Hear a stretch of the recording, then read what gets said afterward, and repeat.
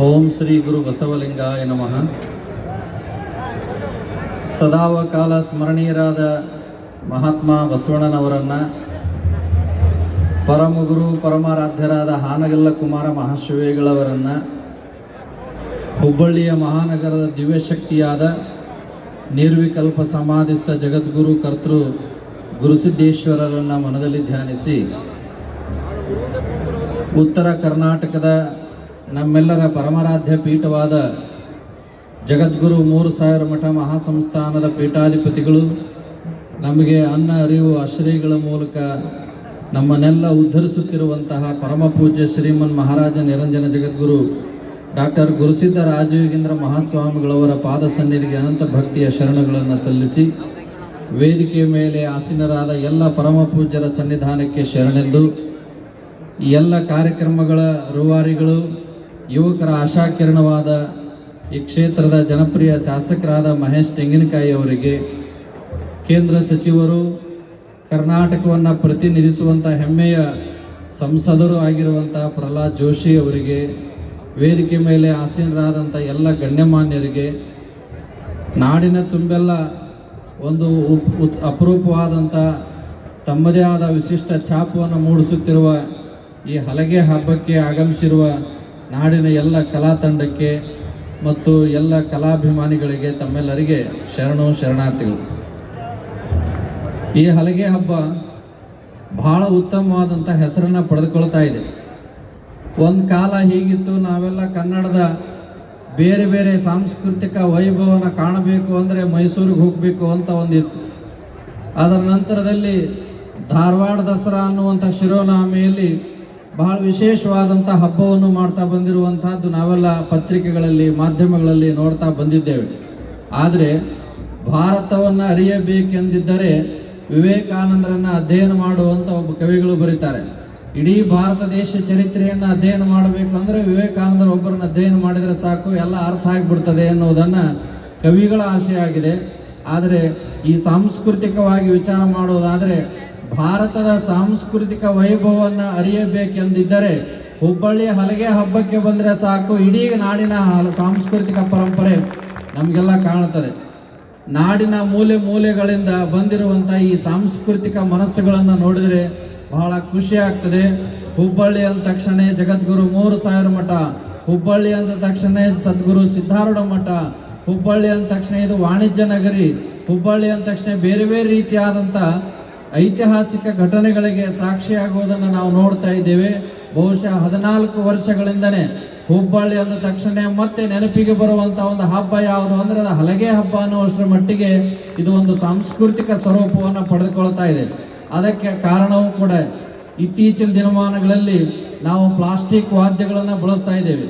ಈಗೆಲ್ಲ ಜಾಂಜ್ ಮೇಳಗಳಲ್ಲಿ ಪ್ಲಾಸ್ಟಿಕ್ ಬಳಸಿ ನಾವೆಲ್ಲ ವಾದ್ಯಗಳನ್ನು ನುಡಿಸುವಂಥದ್ದನ್ನು ನಾವು ನೋಡಿದರೆ ಬಹುಶಃ ಭಾರತದ ಈ ಕಲೆಗೆ, ಅದರಲ್ಲಿ ವಿಶೇಷವಾಗಿ ಚರ್ಮವಾದ್ಯಕ್ಕೆ ಬಹಳ ವಿಶೇಷವಾದಂಥ ಒಂದು ಆಕರ್ಷಣೆ ಇದೆ ಎನ್ನುವಂಥದ್ದು. ಕೆಲವು ಸಂಗೀತಗಳನ್ನು ಕೇಳಿದರೆ ಪಾಪ್ ಸಂಗೀತ ಅಂತಿದೆ. ಪಾಪ್ ಸಂಗೀತ ಅಂದರೆ ಕೇವಲ ಕಾಲಳಿಗಾಡಿಸುವಂಥ ಒಂದು ಸಂಗೀತವನ್ನು ನಾವು ನೋಡ್ತೇವೆ. ಆದರೆ ಹಿಂದೂಸ್ತಾನಿ ಸಂಗೀತಕ್ಕೆ, ನಮ್ಮ ನಾಡಿನ ಕಲೆಗೆ, ಚರ್ಮವಾದ್ಯಕ್ಕೆ, ನಮ್ಮ ಜಾನಪದ ಸಂಗೀತಕ್ಕೆ, ಜಾನಪದ ಕುಣಿತಕ್ಕೆ ಎಂಥ ಅಪರೂಪವಾದಂಥ ಶಕ್ತಿ ಇದೆ ಅಂದರೆ ಮೈಯಾಗಿನ ಜಡ್ಡು ಸಹಿತ ದೂರ ಹೋಗಬೇಕು, ಅಷ್ಟು ದೊಡ್ಡ ಶಕ್ತಿ ಯಾವುದಕ್ಕಿದೆ ಅಂದರೆ ನಮ್ಮ ಜಾನಪದದ ಹಲಗೆ ಹಬ್ಬಕ್ಕಿದೆ, ಜಾನಪದದ ಈ ಜಗ್ಗಲಿಗೆ ಹಬ್ಬಕ್ಕೆ ಇದೆ ಅನ್ನುವಂಥದ್ದನ್ನು ನಾವೆಲ್ಲರೂ ಕೂಡ ಗಮನಿಸಬೇಕು. ಕಾರಣ ಇದಕ್ಕೆ ಒಂದು ಅಪರೂಪವಾದಂತಹ ಹೊಸ ಸ್ಪರ್ಶವನ್ನು ನೀಡುವುದರೊಂದಿಗೆ ಮಹೇಶ್ ತೆಂಗಿನಕಾಯಿ ಅವರ ದೂರದರ್ಶಿತ್ವ ಎಂಥದ್ದು ಅಂದರೆ ಇಲ್ಲಿನ ಜನರು ಬೇರೆ ಬೇರೆ ದೂರದ ಊರುಗಳಿಗೆ ಹೋಗಿ ಅವರು ನಮ್ಮ ನಾಡಿನ ಸಾಂಸ್ಕೃತಿಕ ವೈಭವಗಳನ್ನು ನೋಡಿ ಆನಂದಿಸಿ ಖರ್ಚು ಮಾಡಿ ಬರೋದಕ್ಕಿಂತ ನಮ್ಮೂರಿನಲ್ಲೇ ಇಂಥ ಒಂದು ಹಬ್ಬ ಮಾಡಿದರೆ ನಾವು ಮತ್ತೊಂದು ಕಡೆ ಹೋಗಿ ಮಾಡೋದಕ್ಕಿಂತ ಇಡೀ ನಮ್ಮ ನಾಡೇ ನಮ್ಮ ಕಡೆ ನೋಡಬೇಕು ಅನ್ನೋಷ್ಟರ ಮಟ್ಟಿಗೆ ಈ ಹಲಗೆ ಹಬ್ಬದ ಒಂದು ಸಾಂಸ್ಕೃತಿಕ ಪರಂಪರೆ ದೆಹಲಿಯಂಥ ರಾಷ್ಟ್ರದ ರಾಜಧಾನಿಗಳಲ್ಲಿ ಭಾಳ ದೊಡ್ಡ ಹೆಸರನ್ನು ಮಾಡಿದೆ ಅನ್ನುವಂಥದ್ದು ನಾವು ಇತಿಹಾಸದಲ್ಲಿ ಓದ್ತೇವೆ. ಬೆಂಗಳೂರಿನಂಥ ರಾಜಧಾನಿಗಳಲ್ಲಿ ಇಂಥ ದೊಡ್ಡ ಹಬ್ಬಗಳು ನಡೀತಾವೆ. ಮೈಸೂರಿನಂಥ ನಗರಗಳಲ್ಲಿ, ಕರಾವಳಿಯ ಉತ್ಸವಗಳಲ್ಲಿ ಇಂಥ ಹಬ್ಬಗಳು ನಡೀತವೆ ಎನ್ನುವಂಥದ್ದನ್ನು ನಾವು ನೋಡ್ತಾ ಕೇಳಿದ್ದೇವೆ. ಆದರೆ ಅವೆಲ್ಲವನ್ನು ಮರೆಮಾಚಿ ಆ ಎಲ್ಲ ಸಾಂಸ್ಕೃತಿಕ ಹಬ್ಬಕ್ಕೆ ಒಂದು ಸುವರ್ಣ ಕಿರೀಟ ಅನ್ನುವ ರೀತಿಯಲ್ಲಿ ಹುಬ್ಬಳ್ಳಿಯ ಜಗ್ಗಲಿಗೆ ಹಬ್ಬ ನೆರವೇರಿಸ್ತಾ ಇರುವಂಥ ಶ್ರೇಯಸ್ಸು ಅದು ಮಹೇಶ್ ತೆಂಗಿನಕಾಯಿ ಅವ್ರದ್ದು ಅನ್ನುವಂಥ ಹೆಮ್ಮೆ ನಮ್ಮೆಲ್ಲರಿಗೂ ಕೂಡ ಇದೆ. ಕವಿಗಳು ಒಂದು ಮಾತನ್ನು ಹೇಳ್ತಾರೆ, ಬೋಲ್ನಾ ಹೋತೋ ಐಸಾ ಬೋಲೋ कोई ना कहे झूठ, बैठना हो तो ऐसा बैठो कोई ना कहे उठ, खाना हो तो ऐसा खाओ पेट ना कहे ಕೂಟ್ ಅಂತ. ಕುಂದ್ರಬೇಕಾದ್ರೆ ಹೆಂಗೆ ಕುಂದ್ರಬೇಕು ಅಂದರೆ ಮತ್ತೊಬ್ಬರು ಬಂದು ಎಬಸಲಾರ ಜಾಗ ಕುತ್ಕೊಳ್ಬೇಕಂತ. ನಮಗಿಂತ ಹಿರಿಯರು ಬಂದ್ರೆ ನಾವು ಮೊದಲು ಅನಿವಾರ್ಯ ಜಾಗ ಬಿಟ್ಟು ಕೊಡಬೇಕು. ಆದರೆ ಕುತ್ಕೊಳ್ಳೋದಾದ್ರೆ ಯಾರು ಎಬಸಲಾರ ಜಾಗ ಕುತ್ಕೊಳ್ಬೇಕು. ಮಾತಾಡಿದ್ರೆ ಹೆಂಗೆ ಮಾತಾಡಬೇಕು ಅಂದರೆ ಯಾರು ಬಟ್ ಮಾಡಿ ಮಾತಾಡ್ಲಾರ್ದಂಗೆ ಮಾತಾಡಬೇಕು. ಬಳ್ಳ ಮಾಡಿ ತೋರಿಸಿರಬಾರ್ದು, ಹಂಗೆ ಮಾತಾಡಬೇಕು. ಊಟ ಹೆಂಗೆ ಮಾಡಬೇಕು ಅಂದ್ರೆ ಹೊಟ್ಟೆ ಕೆಡ್ಲಾರ್ದಂಗೆ ಊಟ ಮಾಡ್ಬೇಕು. ಈಗ ಮದುವೆ ಸೀಸನ್ ಚಲೋ ಆದವಲ್ರಿ, 50 ರೂಪಾಯಿ ಯಾರು ಮಾಡಿ 500 ರೂಪಾಯಿ ತಿಂದು ಬರ್ತೀರಿ, 1000 ರೂಪಾಯಿ ದವಾಖಾನೆಗೆ ಇಡ್ತೀವಿ. ಈ ರೀತಿ ಪರಿಸ್ಥಿತಿಗಳನ್ನು ನಾವು ನೋಡ್ತೇವೆ. ಆದರೆ ನಾವು ಹೆಂಗೆ ಕೂತ್ಕೊಳ್ಬೇಕು, ಯಾರು ಎಬಸಲಾರ ಜಾಗಕ್ಕೆ ಹೆಂಗೆ ಮಾತಾಡಬೇಕು, ಯಾರು ಬಟ್ ಮಾಡಿ ತೋರಿಸ್ಲಾರ್ದಂಗೆ ಹೆಂಗೆ ಊಟ ಮಾಡಬೇಕು, ಹೊಟ್ಟೆ ಕೆಡ್ಲಾರ್ದಂಗೆ ಹೆಂಗೆ ಹಬ್ಬ ಮಾಡಬೇಕು ಅಂದ್ರೆ ಹುಬ್ಬಳ್ಳಿಯೊಳಗೆ ಜಗ್ಗಲಿಗೆ ಹಬ್ಬ ನೋಡಿ ಕಲಿಬೇಕು ಅನ್ನೋಷ್ಟರ ಮಟ್ಟಿಗೆ ನಮ್ಮ ಮಹೇಶ್ ತೆಂಗಿನಕಾಯಿ ಅವರ ಸಾರಥ್ಯದಲ್ಲಿ ನಡೀತಾ ಇದೆ. ಎಲ್ಲ ಅಪರೂಪದ ಶ್ರೇಯಸ್ಸು ಒಬ್ಬ ಯುವ ವ್ಯಕ್ತಿ ಇಂತಹ ಒಂದು ಜನರಿಗೆ ಹೊಸ ರೀತಿಯಾದಂಥದ್ದು, ಎಲ್ಲೋ ಕುಡಿದು ಕುಪ್ಪಳಿಸುವಂಥ ಜನರಿಗೆ ಇಂತಹ ಒಂದು ಸಾಂಸ್ಕೃತಿಕ ವೈಭವವನ್ನು ಹೆಚ್ಚಿಸುವುದಕ್ಕಾಗಿ ಎಲ್ಲ ಯುವಕರ ಮನಸ್ಸನ್ನು ಗೆಲ್ಲುವುದರೊಂದಿಗೆ ಯುವಕರ ಮನಸ್ಸನ್ನು ಒಂದುಗೂಡಿಸುವಂಥ ತಾಕತ್ತು ಯಾರಿಗಾದ್ರೂ ಇದ್ರೆ ಅದು ಮಹೇಶ್ ತೆಂಗಿನಕಾಯಿಗೆ ಮಾತ್ರ ಅನ್ನುವಂಥದ್ದು ಭಾಳ ಹೆಮ್ಮೆ ಪಡಬೇಕಾಗಿರುವಂಥದ್ದು. ಸುಮಾರು 15 ವರ್ಷಗಳಿಂದ ಅವರ ವಿದ್ಯಾರ್ಥಿ ಜೀವನದಿಂದಲೂ ಕೂಡ ಇಷ್ಟೊಂದು ಅಪರೂಪವಾಗಿರುವಂಥದ್ದು. ಜನರಿಗೆ ಏನು ಬೇಕೋ ಅದನ್ನು ಕೊಟ್ಟರೆ ಜನನಾಯಕರು ಅಂತ ಕರೀತಾರೆ. ಬಹುಶಃ ಅದು ರಾಜಕಾರಣದಿಂದ ಬೇರೆ ಆಗಿರ್ಬೋದು, ಆದರೆ ಸಂಘಟನೆಯ ಮೂಲಕ ನಿಮ್ಮೆಲ್ಲರ ಮನದಲ್ಲಿ ವಿರಾಜಮಾನರಾದಂಥವರು ಮಹೇಶ್ ತೆಂಗಿನಕಾಯಿ ಅವರು. ಅವರ ಒಂದು ಕಲ್ಪನೆಯ ಕೂಸು ಈ ಒಂದು ಜಗ್ಗಲಿಗೆ ಹಬ್ಬ ನಾಡಿನ ತುಂಬೆಲ್ಲ ಒಂದು ದೊಡ್ಡ ಹೆಸರನ್ನು ಮಾಡ್ತಾ ಇದೆ ಅನ್ನುವಂಥದ್ದು.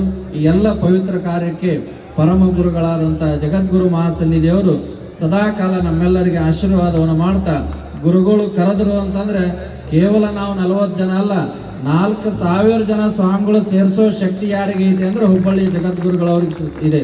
ಈ ರೀತಿ ಅವರ ಮಾತೃವಾತ್ಸಲ್ಯ ಹೇಗೆ ಈ ಒಂದು ಜಗ್ಗಲಿಗೆ ಹಬ್ಬಕ್ಕೆ ಒಂದು ವಿಶೇಷತೆ ಇದೆ.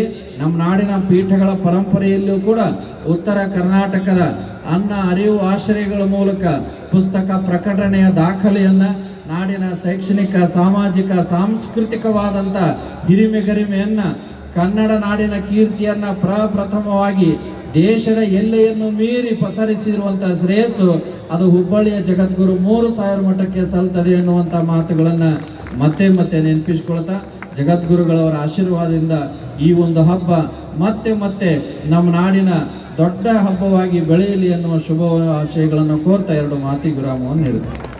ಧನ್ಯವಾದಗಳು ಹುಕ್ಕೇರಿ ಮಠದ ಮಹಾಸ್ವಾಮಿಗಳಿಗೆ. ಈಗ